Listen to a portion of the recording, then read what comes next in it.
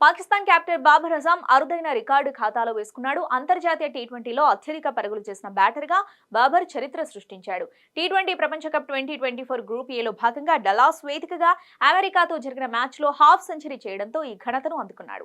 ఇప్పటి వరకు 120 టీ20 మ్యాచ్లాడిన బాబర్ 4067 పరుగులు సాధించాడు. ఇందులో 3 సెంచరీలు, 37 హాఫ్ సెంచరీలు ఉన్నాయి. ఇక అంతర్జాతీయ టీ20లో అత్యధిక పరుగులు చేసిన రెండో బ్యాటర్గా టీమిండియా స్టార్ విరాట్ కోహ్లీ ఉన్నాడు. విరాట్ 117 టీ20 మ్యాచ్ల్లో 4037 రన్స్ చేశాడు.